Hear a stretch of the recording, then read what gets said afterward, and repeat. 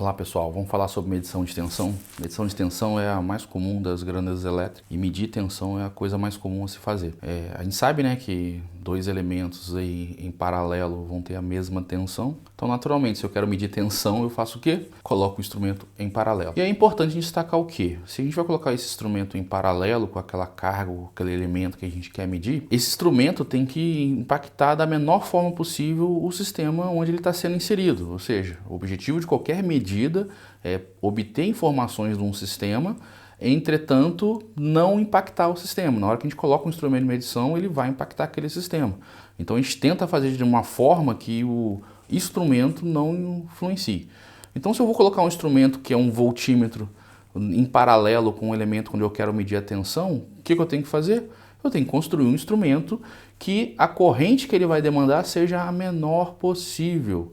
Ou seja, o canal de entrada desse instrumento tem que ter um alto valor de resistência. Se eu for pensar em sinais alternados, um alto valor de impedância. É importante, né, destacar que o voltímetro ele pode medir sinais AC ou DC e pode ser analógico ou digital. O analógico naturalmente vai ter um ponteiro que vai deslocar, e eu já falei para vocês que esse deslocamento ponteiro precisa de corrente. Então, basicamente, o nosso objetivo é transformar um sinal de tensão num sinal de corrente suficiente para deslocar um ponteiro. E isso aí naturalmente vai gastar uma energia. Então a gente tem que minimizar o projeto de um voltímetro desse aí para gastar a menor quantidade de energia possível. E para isso, mais uma vez, a gente coloca todo esse conjunto aí da Arson Val aí, né, se pensar em bobina móvel, para deslocar com a menor quantidade de corrente possível. Qual seria o voltímetro ideal? Aquele que o canal de entrada dele, onde põe ali os pontos de conexão, tivesse uma impedância infinita, uma resistência infinita. E aí, para alimentar essa corrente, o que a gente faz? Para conseguir uma proporção entre a tensão medida, uma corrente que vai gerar um sinal para deslocar um ponteiro.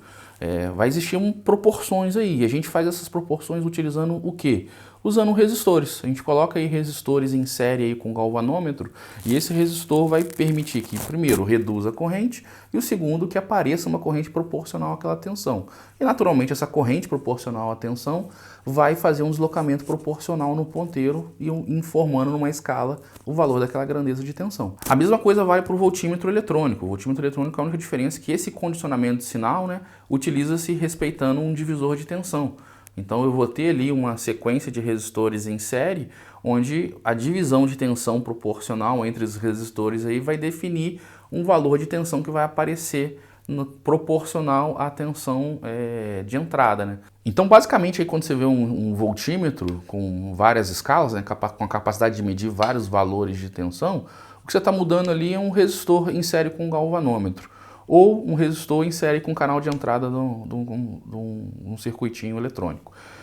E esse resistor em série, esse divisor de tensão, ele é projetado, definido para casar as proporcionalidades que a gente precisa. Então eu vou mostrar aí na tela para vocês aí um projeto bem simples aí de um voltímetro analógico, onde eu tenho aí um resistor em série com um galvanômetro.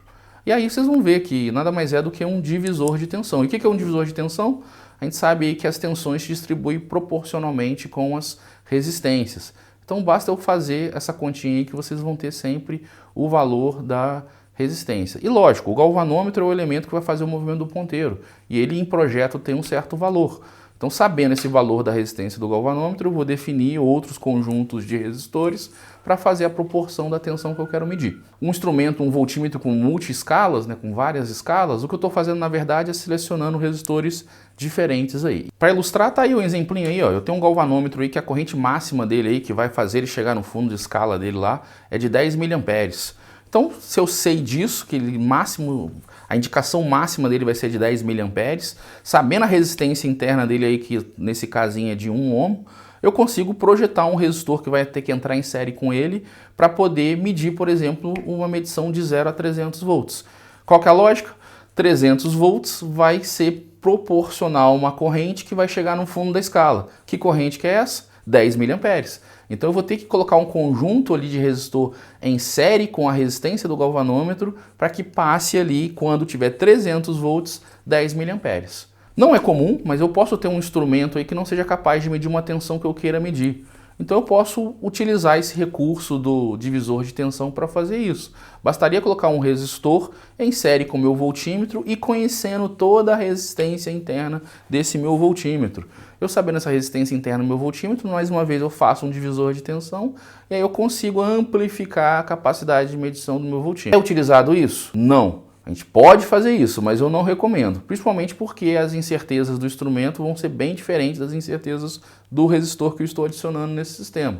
Então, às vezes é mais fácil você trocar o voltímetro do que achar um resistor com essa característica aí para garantir uma medição correta. Então, além do instrumento, né, como a gente vai medir em paralelo, a gente tem que levar um sinal até o instrumento e a gente utiliza isso de algumas formas. Diretamente, levando através de uma ponta de prova, né, um par de condutores até o instrumento. A gente já sabe que a corrente é pequenininha, então não tem quase queda de tensão nenhuma nesse parzinho de ponta de tensão.